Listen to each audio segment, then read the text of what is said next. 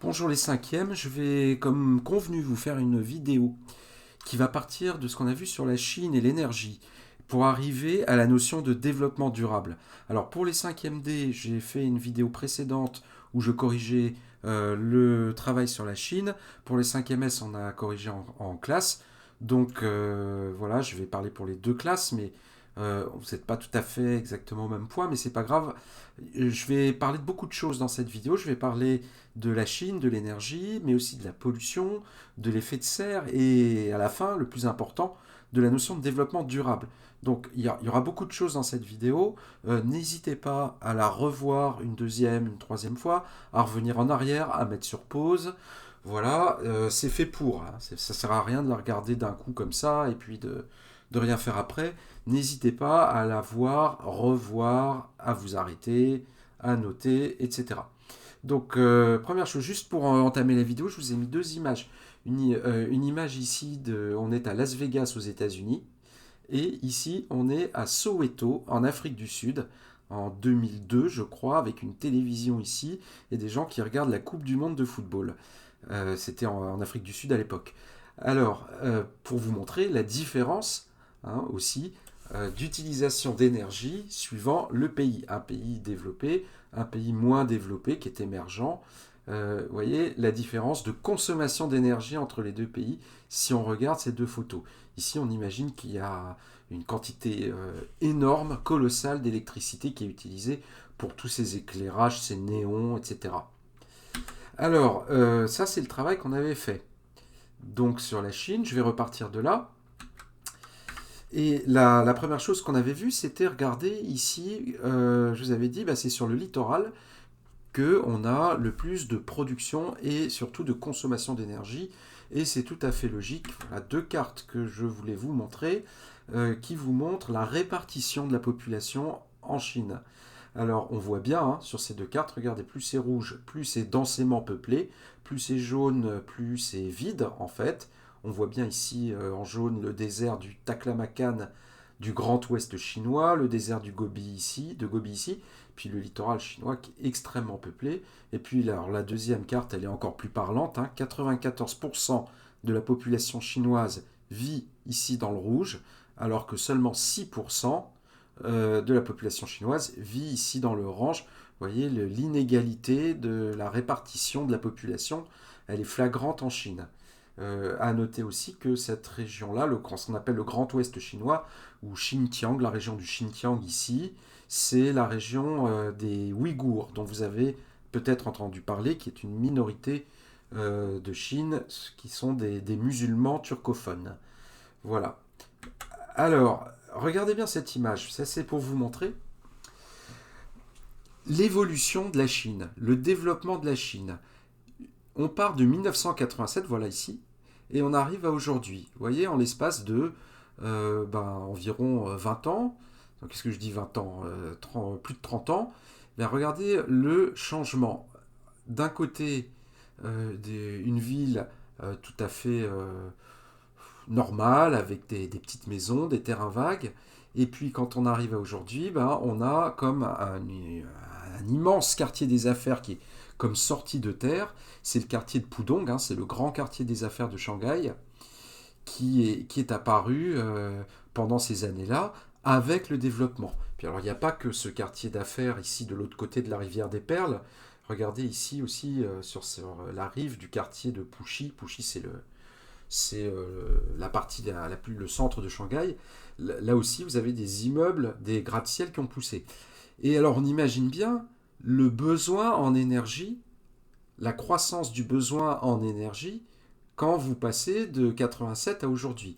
Parce que tous ces gratte-ciel, il faut quoi? Il faut des lumières, l'Internet, le téléphone, les ascenseurs. On a un besoin en énergie et en électricité beaucoup, beaucoup plus important aujourd'hui qu'il y a 30 ans ou 40 ans. Alors, ensuite, les besoins d'énergie qui sont donc, on l'avait vu dans la correction, la Chine doit importer une grande partie de son énergie et elle l'importe d'où? On a dit des pays du Golfe et des pays d'Afrique de l'Ouest. Une carte pour vous montrer ça. Alors, on va pas regarder tout en détail, hein. Ce qui est important ici, regardez, c'est la route en vert, le gros trait vert épais, ici qui passe entre la Malaisie et l'Indonésie dans ce qu'on appelle le détroit de Malacca, en longeant ici Singapour, et puis qui remonte vers le nord à travers la mer de Chine méridionale. Et puis là, bah, les hydrocarbures, parce que ce sont une carte enfin, on voit ici les transports d'hydrocarbures, donc vert, pétrole et rouge le gaz. Ben regardez, voilà, ça arrive ici, la grosse flèche ici en Chine.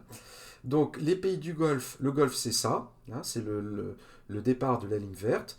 Le Golfe Persique, hein, c'est la mer ici. Ben, quels sont les pays riverains du Golfe? C'est le Koweït, Bahreïn, le Qatar, l'Arabie Saoudite, l'Iran, les Émirats Arabes Unis.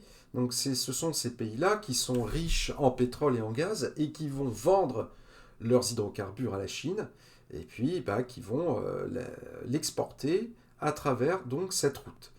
Et on imagine bien, vous imaginez bien que la Chine, elle garde cette route un peu comme le lait sur le feu, c'est-à-dire que cette route est gardée en permanence par des bateaux avec des bases tout autour pour vérifier que tout se passe bien.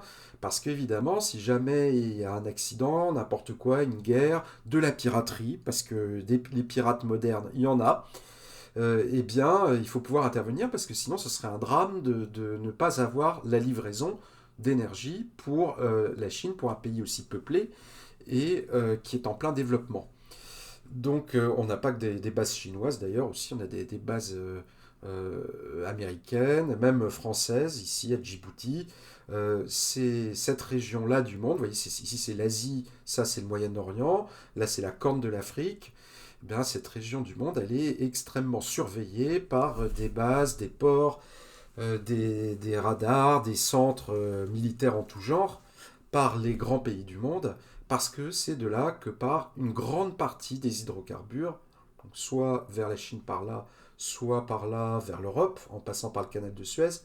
Donc c'est de là que partent une grande partie des hydrocarbures du monde, qui vont alimenter le monde entier en hydrocarbures. Alors ensuite, qu'est-ce que je voulais vous montrer? Ah oui, alors on a parlé de la pollution, et je vous avais parlé de ce nuage de pollution aux deux classes, de ce nuage de pollution dû au fait que bah, on exploite beaucoup le charbon et que les centrales à charbon ça pollue énormément et que vous avez dans toutes les grandes villes chinoises une espèce de nuage de pollution permanent qui est là tout le temps et qui fait on ne voit presque jamais le soleil et qui provoque des morts, hein. Regardez, 1,6 million de personnes chaque année à cause de la pollution de l'air. Donc la pollution de l'air, c'est pas la seule pollution. Regardez ce petit tableau. Vous avez trois pollutions. Ça, je l'avais dit et on l'avait noté pour les 5e S. Pour les 5e D, je vous le dis maintenant. Et ce tableau, il faut le noter. Vous le notez dans votre cahier à la suite du cours. Donc les 5e S, ça c'est déjà noté, mais il faudra noter ça. Et les 5e D, il faut tout noter. Donc les trois pollutions, qu'est-ce qui peut être pollué? Ben, l'air, bien sûr, mais pas seulement l'air. Aussi les eaux, ou l'eau, et aussi les sols. J'ai appris que vous n'appreniez plus les sols en SVT. Alors je le regrette. Le sol, qu'est-ce que c'est que le sol? C'est la couche superficielle de la Terre sur laquelle on marche quand par exemple on est dans une forêt et qui est issue de la décomposition des végétaux et des animaux de la nature. Si je creuse le sol, je creuse avec une pelle, bah, au bout d'un moment j'arrive à une roche qui est dure et là je ne peux plus creuser. Et bah, donc là c'est plus le sol, c'est la roche, c'est autre chose. Le sol c'est sur quoi on marche quand on n'est pas en ville et qui est issu de la décomposition végétale et animale. Et ben quand je fais beaucoup de... Donc on comprend comment l'air peut être pollué, on comprend comment les eaux peuvent être polluées quand elles ne sont pas retraitées, désinfectées, etc. Et les sols, bah, comment? Bah, tout simplement par l'agriculture. Avec l'agriculture, comment dire? On fait rentrer des produits chimiques, ce qu'on appelle des intrants, dans les sols pour avoir des plantes qui poussent plus vite ou qui poussent mieux, mais ces produits chimiques, sur le long terme, au bout de quelques années, plusieurs années, bah, ça abîme les sols, ça les rend moins fertiles, et on peut comme ça polluer des sols entiers qui, au bout d'un moment, ne peuvent plus rien donner, c'est-à-dire qu'on ne peut plus rien faire pousser dessus. Donc voilà, les trois pollutions, l'air, l'eau et les sols. et à droite, les 3 catastrophes écologiques en cours. On vous parle beaucoup, en cours ça veut dire qui se passe en ce moment, on vous parle beaucoup de la catastrophe écologique, de la fin du monde, des vers, des choses comme ça qui sont mauvais pour la planète. On vous parle des atteintes à la planète. Donc qu'est-ce que c'est ces 3 choses, hein? C'est assez simple en fait. Il n'y a pas 50 000 choses qui se passent en ce moment, il y en a 3. La première des choses qui se passent, c'est la pollution. Pollution de l'air, pollution des eaux, pollution des sols. Ça, on a compris. Ça, c'est un problème parce que ça provoque des morts, comme on l'a vu pour la Chine, c'est surtout la pollution de l'air, mais aussi ça épuise les sols, ça rend l'eau non potable, non exploitable, donc au bout d'un moment, bah, ça nous appauvrit tous. La pollution, c'est un danger, c'est une catastrophe en cours. Il y a une deuxième catastrophe en cours, je passe directement ici à la troisième, c'est la baisse de la biodiversité. La biodiversité, c'est la diversité du vivant, c'est l'ensemble des espèces animales et végétales qu'on trouve à la surface de la Terre. Donc cette biodiversité, elle est en baisse. Et elle n'est pas en baisse un petit peu, elle est en baisse beaucoup. C'est ce qu'on appelle l'extinction massive des espèces. C'est-à-dire que bon, bah, vous avez des espèces d'animaux qui ont presque disparu, comme le panda, puis d'autres espèces qui ont complètement disparu, qui ne reviendront jamais. Euh, alors, il y en a beaucoup, des espèces qui ont disparu, ça se compte en millions. Souvent, c'est des petits insectes dont on n'a jamais entendu parler, donc on s'en fiche, mais quand même, c'est une perte de biodiversité, un appauvrissement du vivant. C'est le vivant qui est en train de mourir sur la Terre, qui est en train de disparaître, et c'est dommage, tout simplement. Donc l'extinction massive des espèces et aussi des individus dans chaque espèce, parce que vous avez des espèces qui disparaissent, et puis dans certaines espèces, vous avez des espèces qui sont beaucoup moins peuplées. Par exemple, les abeilles, bah, il y a beaucoup moins d'abeilles aujourd'hui qu'il y en avait il y a 20 ans. Donc, voilà, confondez pas l'extinction, la disparition des espèces et la disparition des individus. Les individus, c'est les humains, mais c'est aussi chaque individu animal, chaque animal. Donc la baisse de la biodiversité, elle s'explique pas tellement par l'énergie, la pollution, ces choses-là, c'est plutôt l'extension des villes, ce qu'on appelle l'étalement urbain. C'est que les villes grandissent, grandissent, grandissent, donc le sol bétonné, le sol artificiel, il y en a de plus en plus, et les animaux ont tout simplement plus d'espace pour vivre. Quand il y a de moins en moins de nature, de moins en moins d'espace rural et de plus en plus d'espace urbain, bah, forcément, mécaniquement, les animaux ayant moins d'espace pour vivre, ils disparaissent. Voilà. Donc, les 3 catastrophes écologiques en cours, quand on vous parle d'écologie en général, bah, c'est ça, les 3 dangers. Et encore une fois, des dangers, c'est pas des dangers, c'est des catastrophes en cours. C'est-à-dire que ça a déjà commencé. C'est pas dans 20 ans il y aura la fin du monde. C'est pas comme ça que ça se passe, hein. La Terre, elle va toujours continuer de tourner. Il n'y aura pas de fin du monde avant des millions d'années.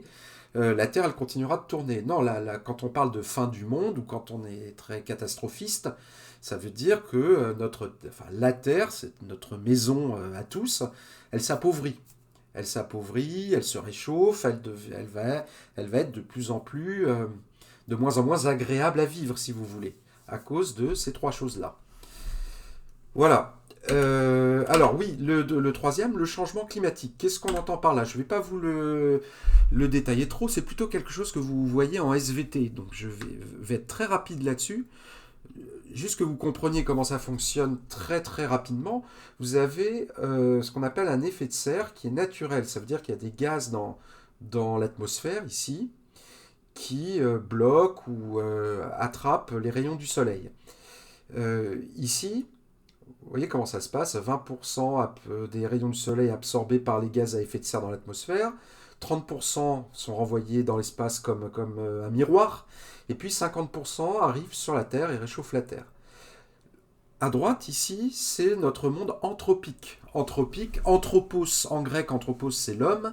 L'espace anthropique, c'est l'espace qui est modifié par les hommes. Alors, modifié comment? Avec les usines, avec les avions, les voitures, les centrales à gaz, à charbon, tout un tas de choses qui fait qu'on émet des gaz à effet de serre dans l'atmosphère. ces CO2, ces gaz carbonés, qui vont rentrer dans l'atmosphère et qui vont bloquer le retour d'ici des rayons, qui sont les rayons infrarouges, qui vont les bloquer, qui vont les empêcher de repartir vers l'espace. Vous voyez que 5% envoyés dans l'espace. Et donc ces gaz étant bloqués, ils vont repartir sur Terre. Et alors, pardon, pas ces gaz, ces rayons infrarouges, ils reviennent sur Terre et du coup ça réchauffe plus que ça n'aurait dû réchauffer au départ. C'est ça, un peu comme la serre du jardinier, comme quand on est dans la serre du jardinier et qu'on a très chaud. Ben voilà, c'est l'effet de serre, c'est-à-dire que plus il y a d'activités comme ça qui émettent des gaz à effet de serre, plus la Terre se réchauffe, ce qui provoque des changements climatiques, changements de climat. Alors pas du jour au lendemain, mais sur des années, des dizaines d'années, même des siècles. C'est des phénomènes qui sont très lents, mais c'est un phénomène bien réel. Hein. On parle de réchauffement sur 20 ans, 30 ans, 40 ans, de plusieurs degrés. Voilà, donc pollution, changement climatique et baisse de biodiversité. Alors, regardez ce que j'ai écrit là-haut. Parce que l'extraction, extraire, faire sortir du sol, et l'utilisation de ressources non renouvelables, je vous rappelle, hein, ressources non renouvelables, ressources finies, qu'on ne peut pas renouveler. Exemple, charbon, pétrole et gaz, hydrocarbures. Si je prends tout le charbon et tout le pétrole et le gaz sous la terre, s'il y en a, il y en a plus, il y en a plus. Voilà, ça ne se renouvelle pas, ou alors il faut attendre des millions d'années, donc c'est même pas la peine d'y penser. Donc l'extraction et l'utilisation de ressources non renouvelables provoquent quoi? De la pollution et favorise le changement climatique, encore une fois. Parce que quand je fais rouler des voitures ou voler des avions, ou que je fais marcher des centrales comme ça, je crée mes fameux gaz à effet de serre qui favorisent donc ce changement climatique. Donc, parce que tout ça, mais aussi parce que ces ressources non renouvelables vont, par définition, c'est la définition de ressources non renouvelables, s'épuiser un jour il n'y en aura plus, qu'est-ce qu'il faut? Il faut utiliser des ressources renouvelables qui ne polluent pas ou moins, et qui sont illimitées, qui sont infinies. Donc à gauche ici, les ressources non renouvelables, le pétrole ici, le charbon en bas, à droite, les ressources renouvelables, les rayons du soleil qui viennent frapper les panneaux solaires, et ici c'est le vent qui fait tourner les pales des éoliennes qui produisent de l'électricité. Les deux produisent de l'électricité. Alors attention, vous allez me dire, mais alors pourquoi est-ce qu'on n'arrête pas ça complètement et puis qu'on ne fait pas ça partout? Ça pose aussi des problèmes. Les façons de produire des ressources renouvelables, panneaux solaires et éoliennes surtout, il n'y a pas que ça, hein, il y en a d'autres. Là aussi, il y en a d'autres, mais je vais me concentrer là-dessus. Ces façons de produire des ressources renouvelables pour produire de l'électricité posent des problèmes. D'abord, il faut du soleil. Hein, quand c'est la nuit, ça ne marche pas. Là, pareil, il faut du vent. S'il n'y a pas de vent, ça ne marche pas non plus. Alors vous allez me dire, oui, mais quand il y a du soleil, on n'a qu'à stocker, et puis là, quand il y a du vent, on stocke, et puis quand ça s'arrête, on envoie le stock. Oui, sauf que on ne sait pas bien stocker l'électricité. On ne sait pas trop le faire. Et du coup, qu'est-ce qui se passe? On a donc une énergie qu'on appelle intermittente. Ça veut dire que ça marche pas tout le temps. Ça marche quand il y a du soleil ou quand il y a du vent. Et donc c'est pas idéal. Et que, je vous donne un exemple, si on voulait faire en France, pour avoir la même quantité d'énergie, utiliser uniquement des panneaux solaires et des éoliennes, eh bien il faudrait recouvrir toute la France de panneaux solaires et d'éoliennes pour remplacer ce qu'on a aujourd'hui avec surtout le nucléaire, le pétrole et le gaz. Donc c'est quand même pour l'instant, un petit peu limité, un petit peu difficile, on ne peut pas ne faire que ça. Et donc les spécialistes de l'énergie nous disent aujourd'hui ce qu'il faut, c'est faire un peu de tout, le moins possible de non renouvelables, le plus possible de renouvelables, mais il faut avoir un peu de tout. Parce que un seul procédé de fabrication d'énergie, ça ne marche pas. Il faut faire un peu de tout. Voilà. Alors, petit schéma pour comprendre, toujours pour comprendre. Développement de la Chine et de nombreux pays, en particulier émergents, au départ. La Chine se développe. pas que la Chine, hein, d'autres pays, en particulier nos grands pays émergents dont je vous ai déjà parlé, hein, l'Inde, l'Afrique du Sud, le Brésil, la Russie, ces grands pays très peuplés se développent. Qu'est-ce que ça entraîne? Plus de consommation d'énergie. Extraction et consommation accrue de toutes les ressources de la planète, pas seulement le charbon, le pétrole et le gaz, mais on pourrait aussi dire que aussi tout ce qui est tous les métaux, les minerais, ce qu'on appelle les terres rares, toutes les choses dont on a besoin. Donc on va chercher au maximum sur la planète à la fois des sources d'énergie, mais aussi des matériaux pour faire le développement de ces pays. Plus l'étalement urbain, augmentation de la surface des villes.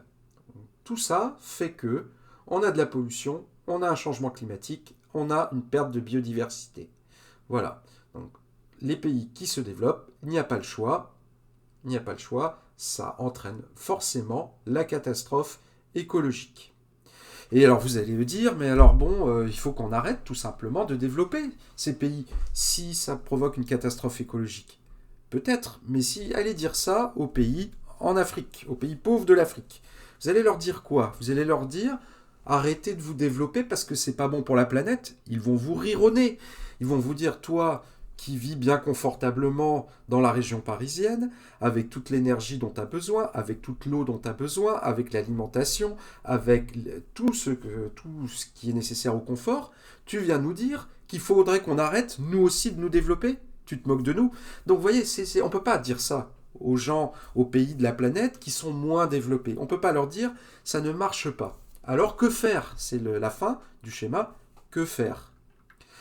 Il y a en tout cas une nouvelle façon de voir. Et cette nouvelle façon de voir les choses, on l'appelle le développement durable. Vous voyez, c'est plus seulement le développement qu'on essaye de faire aujourd'hui, mais c'est le développement durable. Alors qu'est-ce que c'est que le développement durable? Le développement durable, voilà le schéma, ce n'est plus seulement, comme avant, un développement économique, c'est-à-dire un développement, vous voyez, comme Shanghai, là, qui se développe économiquement, et ça se voit dans l'espace avec ces magnifiques gratte-ciel. C'est plus seulement ça. Ça, c'est bien de se développer économiquement, mais aujourd'hui, ça ne suffit plus. Il faut que le développement économique prenne en compte le deuxième pilier ici, qui est le pilier environnemental. C'est-à-dire, je me développe, d'accord, mais est-ce que c'est bon pour la planète? Est-ce que quand je crée une nouvelle ville, hein, en Chine il y a des nouvelles villes qui apparaissent, est-ce que ça favorise le changement climatique? Est-ce que ça tue la biodiversité? Est-ce que ça crée de la pollution? Vous voyez, ces questions-là qu'on ne se posait pas il y a 50 ans, 60 ans, et qu'on se pose aujourd'hui, parce qu'on est un peu arrivé au bout d'une logique. Donc ce deuxième pilier, qui est le pilier environnemental, si le développement est économique et environnemental aussi, qu'il prend en compte l'environnement, on dit qu'il est viable. Et puis il y a un troisième pilier dont on parle moins à la télévision et dans les journaux, parce que voilà, on en parle moins, mais en géographie, il est tout aussi important, c'est le pilier social. C'est, si vous voulez, le social, c'est le bien-être des populations. Et le développement doit profiter tout simplement à tous. Parce que je peux très bien développer, c'est ce qu'avait fait la Chine au départ, et qu'elle continue d'ailleurs à faire, je peux très bien développer quelques villes du littoral, transformer Shanghai en mégalopole très très moderne et très riche, et laisser le reste du pays dans la misère, mais ce n'est pas un développement social. C'est-à-dire que je donne plus à certains, et puis la grande majorité de la population, le développement, elle ne le voit pas.